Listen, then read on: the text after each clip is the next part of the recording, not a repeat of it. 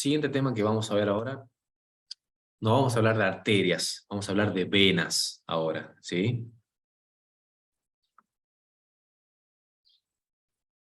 Bueno, vamos a hablar de esta patología que yo les dije que íbamos a repasar de TEPA, porque acá tenemos que hablar de dónde se origina el TEPA, dónde se origina el tromboembolismo pulmonar. Se origina a partir de esto, lo que es la trombosis venosa profunda, ¿bien?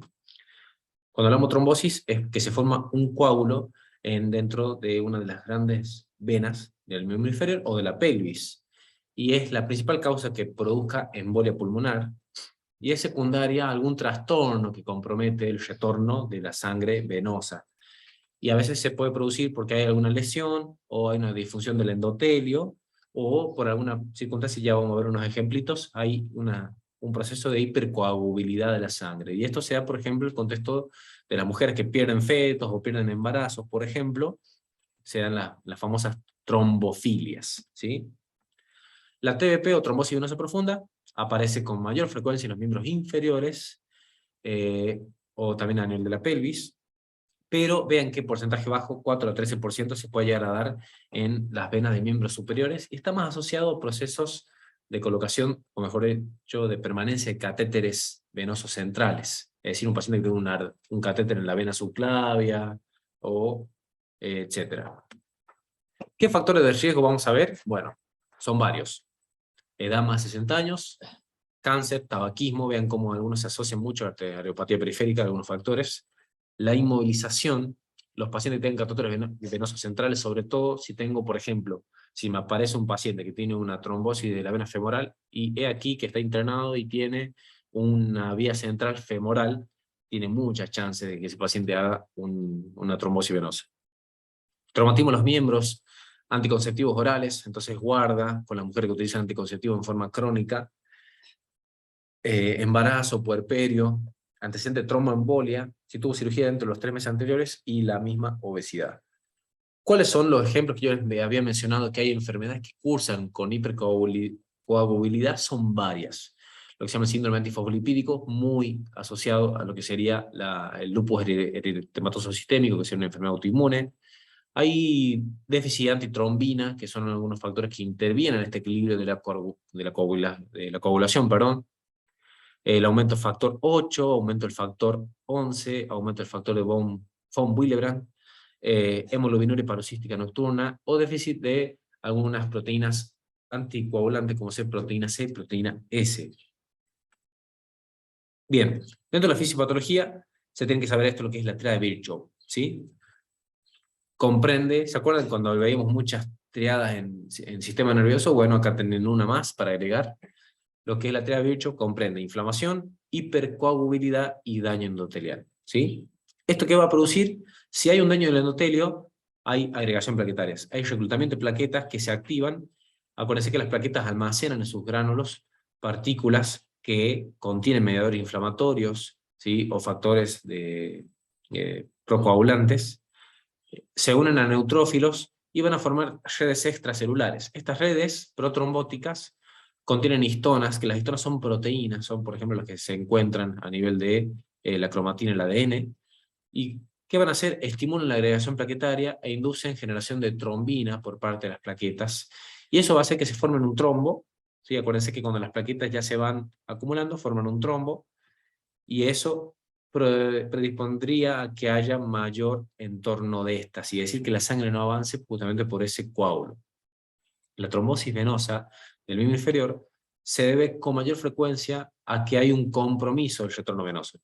No siempre se produce porque hay una lesión del endotelio, sino que la mayoría de las veces se produce porque está comprometido el retorno venoso. Por ejemplo, un paciente inmovilizado. Recuerden ustedes que gran parte de la bomba centrípeta, es decir, que hace que la sangre retorne de las venas, de los miembros, hacia el corazón, es por el movimiento, ¿sí? El movimiento de los músculos. La bomba muscular es un factor fundamental para que haya retorno venoso. A veces una lesión o disfunción endotelial se puede dar en el contexto de un paciente que tiene una lesión, como una fractura, o un estado de hipercoagulabilidad, ¿sí? Pero lo más frecuente es que se asocia sobre todo a algún antecedente de inmovilización, ¿sí? Como ser o por una fractura que esté inmovilizado con un yeso, etc. Entonces, si un paciente tiene una fractura y está inmovilizado con un yeso, tiene ya doble chance. La trombosis del miembro superior suele ser resultado de una lesión endotelial y que está asociado ¿a qué? A un catéter venoso, lo que le habíamos mencionado, y a veces puede ser por un marcapaso o un usuario de drogas intravenosas, ¿sí? Como la heroína. En ocasiones, esto forma parte de lo que sería cuando se produce el trombo en una vena grande, como es la subclavia o la axilar, a veces produce trombosis de toda la vena cava y eso generaría lo que se llama un síndrome de vena cava superior. Bueno, para recordar un poquito, ¿sí? Recuerden ustedes que nosotros tenemos vena cava, ¿sí? Las venas ilíacas, la femoral, ¿sí? Poplitea y las tibiales, ¿sí? Anterior, posterior y peronea. Los trombos generalmente siempre se van a ubicar en alguna de estas venas. Se dice que los pacientes que tienen trombosis de la poplitea para arriba tienen que hacer mayor tiempo de anticoagulación. ¿Qué complicaciones puede llegar a producir esto? La complicación más frecuente que genera el TEPA, mejor dicho, la trombosis venosa, la TBP, es que genera insuficiencia venosa crónica y síndrome postflevítico, y también lo que se llama la embolia pulmonar. Con menos frecuencia, la TBP aguda va a producir lo que se llama la leucoflegmasia dolorosa, o flegmasia alba dolens, o flegmasia cerulea dolens, ¿sí? Que ya vamos a mencionar qué sería cada una. Son responsables del desarrollo de gangrena venosa, ¿sí? En este caso no hablamos de gangrena arterial, sino de gangrena venosa, y si no se diagnostican y se tratan oportunamente, tienen su riesgo de complicarse, ¿sí? De generar gangrena. La flegmasia alba dolens, alba significa blanco, ¿sí? O flegmasia o leucoflegmasia dolorosa, lo pueden llegar a escuchar. Es una complicación, es infrecuente de la TBP, sepan que es infrecuente, pregunta examen. Se puede presentar durante el embarazo, la pierna adquiere un color blanco lechoso, ¿sí? No es muy frecuentemente de ver esto, pero está descrito en la bibliografía. La fisiopatología suele ser incierta, pero el edema podría aumentar la presión del tejido blando, que supera la presión de perfusión capilar, y generaría isquemia tisular y gangrena húmeda. En el caso de flegmasia cerulea dolens, es una trombosis ilofemoral masiva que provocaría una oclusión casi completa de la vena. Aquí la pierna va a experimentar isquemia, ¿sí? Dolor intenso y cianosis. Es decir, produce tanto, digamos, compresión que también puede llegar a producir afectación arterial. Entonces la fisiopatología se caracteriza porque hay una éstasis completa del flujo sanguíneo venoso y arterial, ¿por qué? Por la obstrucción del retorno venoso. O debido al edema masivo que también detendría el flujo sanguíneo arterial. Es decir, la trombosis tan grande genera tanto edema, el edema a su vez comprime la arteria y eso comprometería por su lado lo que sería la irrigación. Es como un círculo vicioso. Entonces, trombo dificulta el retorno venoso, aumenta la presión hidrostática, genera edema, el edema es tanto que afecta la arteria y obviamente dificulta el retorno venoso. Dificulta la irrigación arterial, quise decir, perdón. Manifestaciones clínicas que va a tener esta patología. Bueno, a veces los pacientes consultan porque tienen edema, es decir, aumento del perímetro, porque tienen eritema, o tienen dolor, o una hipersensibilidad todo el trayecto de las venas, ¿sí? Algunos de ellos pueden tener lo que se llama el signo de Homans, que es dolor a la flexión dorsal del pie con la rodilla algo flexionada. Ya vamos a ver un esquema para que observen cómo se hace. Se da en el 10% de las trombosis venosa profunda, algunas bibliografías refieren el 30%. La hipersensibilidad de la palpación, el edema de toda la pierna, la diferencia que tenga mayor de 3 centímetros en la circunferencia de ambas pantorrillas, edema que deja fobia y las venas colaterales superficiales, pueden ser los signos más específicos. Es decir, ¿qué es lo que vamos a ver en estos pacientes? El paciente consulta porque tiene aumento del perímetro. Si lo medimos, vamos a ver que tiene el gemelo capaz que más de 3 centímetros de diferencia con respecto al otro. Va a tener un edema que deja fobia y va a observarse venas colaterales superficiales que están dilatadas. ¿Bien? Puede presentar febrícula en algunos casos. La trombosis venosa puede ser la causa de la fiebre, si no existe fiebre de algún otro origen. Y si el paciente desarrolla una embolia pulmonar, puede presentar disnea, dolor torácico, que eso es algo que ya ustedes conocen. La causa más frecuente de edema asimétrico, guarda, ¿no? Es decir, que podemos tener otras causas, que el paciente también tenga un edema asimétrico, que podría simular una trombosis venosa, son los pacientes que tienen traumatismo de partes blandas, la celulitis, oclusiones venosas y linfáticas en la pelvis. Yo les comento una anécdota para que a ustedes les quede la reflexión y lo puedan asociar un poquito más. Cuando los pacientes consultaban, vienen por esto, vienen a una guardia y consultan porque tienen aumento de perímetro de un miembro. Entonces uno ve el aumento de perímetro y ya se asusta porque nosotros siempre tenemos esa tendencia a pensar lo peor. Es decir, si tiene una trombosis venosa. Si tiene una trombosis venosa, tiene riesgo de hacer un TEPA.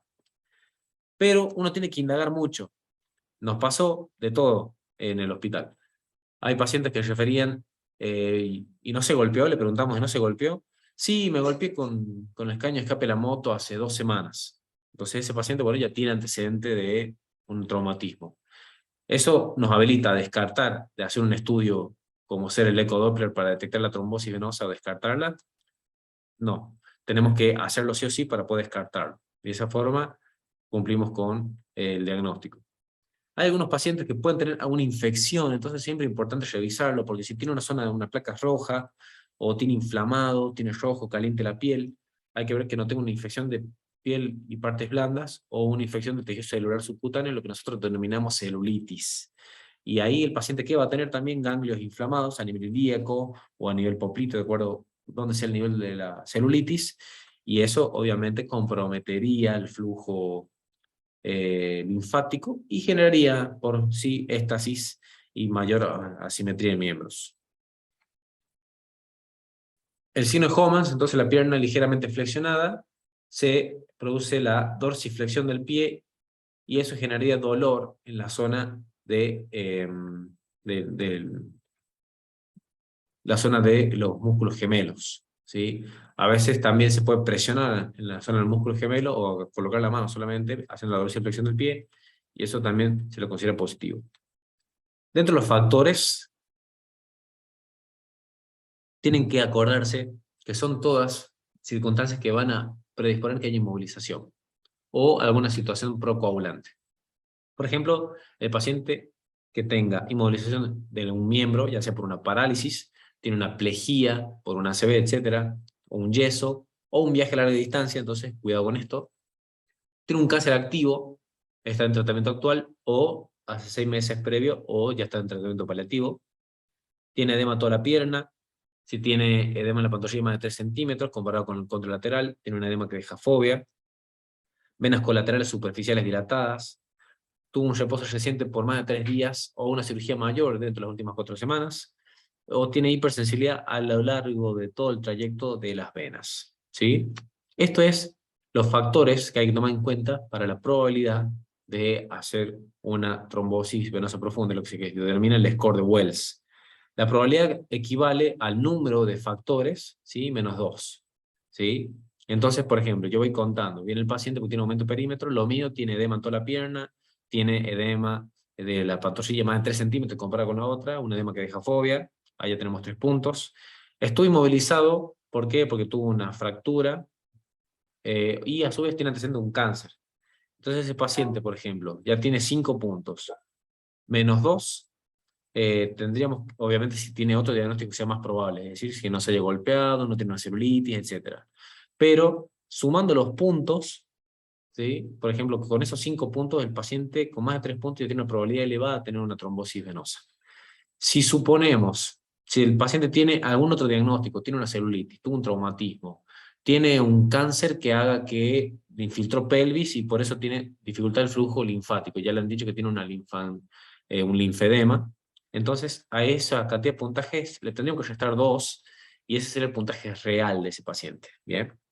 Entonces sepan, para que les quede a ustedes, score de Wells son los factores, ¿sí?, que indican la probabilidad que tiene un paciente de tener una trombosis venosa profunda.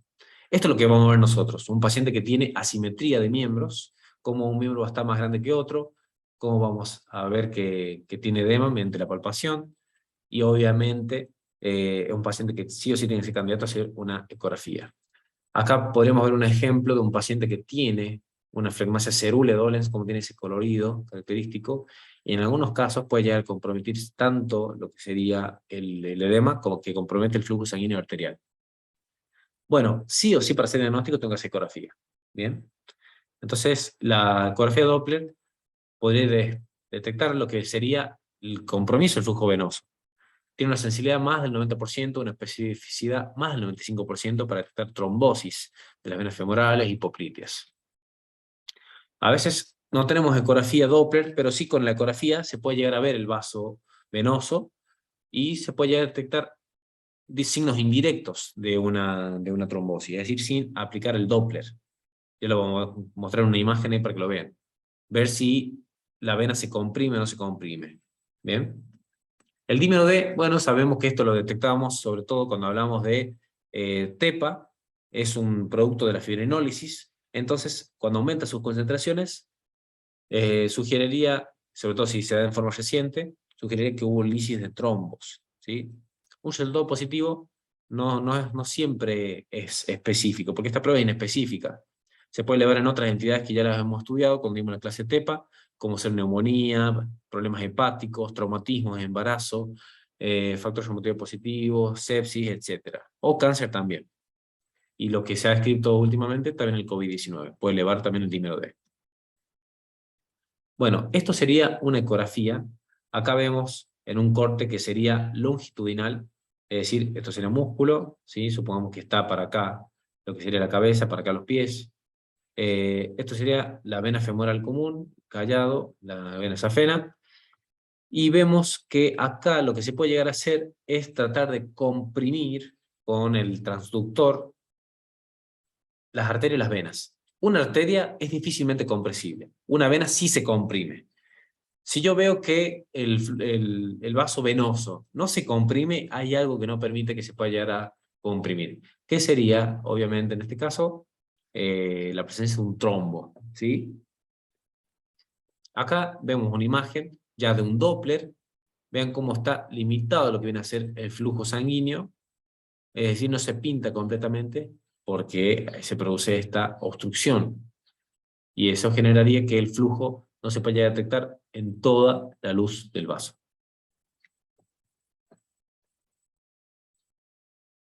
Bueno, difícilmente se puede llegar a veces a ser necesario utilizar esto, la venografía con contraste, que se utiliza para confirmar el diagnóstico TDP. Ya se lo reemplazó por la ecografía, porque la ecografía no es invasiva, se realiza con más facilidad, más barato, y casi siempre tiene la misma precisión para detectar trombosis venosa profunda. ¿Cuándo se indica? Cuando los resultados de la ecografía son normales, pero tiene una sospecha de TDP que es alta. Entonces, tiene también su riesgo, porque tiene complicaciones en 2% de los casos, sobre todo si tiene alergia al medio de contraste, como ser el yodo. Determinación de la causa: los pacientes con TDP confirmada y una causa evidente, por ejemplo, inmovilización, no requieren otras pruebas. La indicación de pruebas para detectar hipercoagulabilidad es controvertida, pero, es decir, si yo le quiero estudiar al paciente si tiene un síndrome antifosfolipídico, etc. ¿Cuándo lo vamos a hacer? Lo vamos a hacer cuando el paciente tenga trombosis venosas idiopáticas, recidivantes, tiene antecedentes en la familia, por ejemplo, de hacer trombosis venosa, o de haber tenido abortos espontáneos, etc. En pacientes jóvenes, que sin factores de riesgo, a ese sí hacemos estudio de hipercoagulación, ¿sí? Sin tratamiento, tiene un 3% de riesgo de embolia pulmonar, que puede ser mortal, mientras que la TDP del miembro superior, la muerte es muy inusual. Riesgo de recidiva es mínimo en pacientes con factores de riesgo transitorios, como ser cirugía, traumatismo, etc. Y sí es máximo en los pacientes que tienen, por ejemplo, un factor persistente, como ser insuficiencia cardíaca congestiva o el cáncer. ¿Qué se hace en estos pacientes? Se hace tratamiento para prevenir embolia pulmonar y también alivio de los síntomas y prevención de la recidiva de la TDP. Pero todos los pacientes, el base del tratamiento es anticoagulación. Inicialmente con heparina no fraccionada y de bajo peso molecular. La heparina no fraccionada son los frasquitos transparentes que vienen 5 centímetros de heparina. Eso se administra en infusión, primero en embolo y después se hace una infusión continua, una dosis de 80 unidades kilo de peso. No es que le vamos a preguntar eso a ustedes, pero les comento nomás. Y después hay que hacer control sí o sí de sangre, inicialmente cada 4 horas, para ver si hay un KPTT que está extendido, es decir, que el paciente está en un rango de anticoagulación. O más fácil, lo que hacemos nosotros, lo tratamos con heparinas de bajo peso molecular, ¿sí? Miligramos kilo cada 12, por ejemplo, si el paciente pesa 80 kilos, le damos una enoxaparina 80 cada 12, subcutánea mucho más fácil de manejarlo, y ya después de las 24-48 horas sí pasamos a medicación vía oral, como ser antagonista de la vitamina K, warfarina o senocumarol. Nosotros disponemos más acá en la Argentina de senocumarol, no se la utilicen en mujeres embarazadas, y esta hay que controlarla con RIN, ¿sí? Que es parte del perfil de población, que es el rango internacional normatizado. Inicialmente se controla una vez por semana y después se hace mensualmente, pero los pacientes suelen quedar mucho tiempo con anticoagulación. Se utilizan algunos anticoagulantes nuevos, como ser los inhibidores directos del factor 10A, el rivaroxaban, y inhibidores de la trombina o del factor 2A, que es el dabigatran. Obviamente, así salen también, son re caros.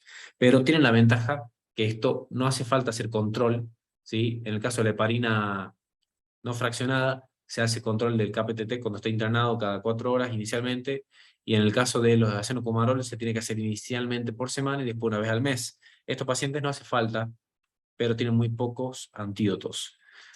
Esto es algo nuevo que mencionamos en esta clase con respecto a los nuevos anticoagulantes. Nosotros aquí en la Argentina no disponemos de, bueno, sepan, para que ustedes sepan, lo han visto capaz en fisiología, no es que vamos a repasar lo que es cascada de coagulación, pero para que ustedes recuerden, nosotros tenemos lo que viene a ser dentro de la cascada de coagulación, el factor 2, que es la trombina, que ya es el producto final de coagulación, y inicialmente tenemos el factor 10, ¿sí? El dabigatran es un anti-2, ¿sí? Un factor anti-2, mientras que el rivaroxaban es un anti-10A. Aquí en la Argentina no disponemos de apixaban y endoxaban, pero sepan que estas son las drogas nuevas que sí se utilizan, como el famoso Pradaxa y el Xarelto, son las dos más utilizadas. Recientemente Ruemers ha sacado una nueva marca de rivaroxaban, no me acuerdo el nombre, pero es algo que, digamos, ¿cómo se llama esto? El vademecum de los laboratorios se están abriendo porque eran drogas que solamente manejaban estos laboratorios. Por ejemplo, Boehringer Ingelheim manejaba el Pradaxa y el Xarelto era de Bayer. Pero hay drogas nuevas y esto se utiliza mucho, por ejemplo, si alguno de ustedes le tiene que hacer una cirugía traumatológica, los traumatólogos lo utilizan bastante. Mi hermano, por ejemplo, hace un par de años lo operaron de la rodilla y sí, estaba medicado con Pradaxa, ¿sí? Se lo medicaba, miento, estaba con Xarelto, porque era una medicación una sola vez al día y es mucho más fácil de tomarlo. Obviamente el paciente sí no tiene que hacer ninguna actividad riesgosa que implique que pueda tener un sangrado. Bueno, a estos pacientes hay que hacer para prevención, es decir, para que no haga una TBP, evitar la inmovilidad. Entonces ahí entra en el trabajo de ustedes.